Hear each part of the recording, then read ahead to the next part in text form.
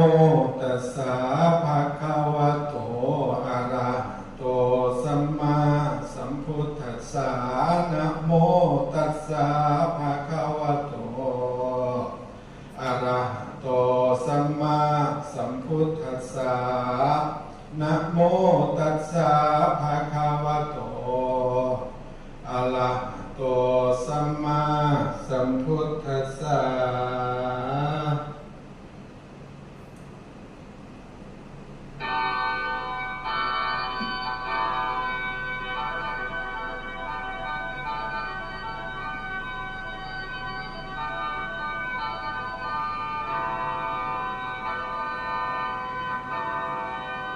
สี่มื้อนี้แม่นมื้อสันวันดี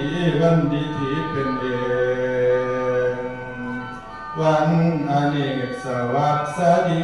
อาทิตย์ถูกใจสีจันทร์กำจัดให้ดีศัตรูพินาศอังคารอาจมงคลพุทธเป็นบุญกุศลแก้วเกิดพาฤหัสลำเลิศมหาภาละสุขติยะวันวิเศษเสาเป็นเกศแก้วจริงอุตตมังคลาสุนัขตาสุมังคลาอุตตมะโชอุตตมะโยอุตตมะดิพีอุตตมะมหานิพิมหาศักดิ์ศรี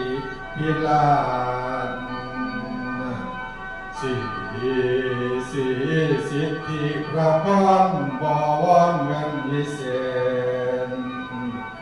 อเนกติโชชัยตุภวันชัยยมังคลาชัยยมหามงคลกุลแปลงดีเลิศแล้วพาฝันแก้วยกย่อมามีทั้งข่าวปัญญาเสนาและอามาตย์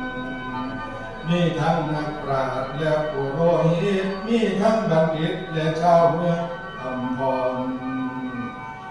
เอาแก่มานั่งรอสาธุกันบริวารมาหลายลำมาห้องนั่งอยู่ซ้อนล้อมตาสะอ่อนอยู่หลายล้านบ่พัดพาไปไกลมาห้องใจสมเสนย่อยกเงินมงคลให้เป็นผลแผ่สางทุละอันความดีร่วมกันมา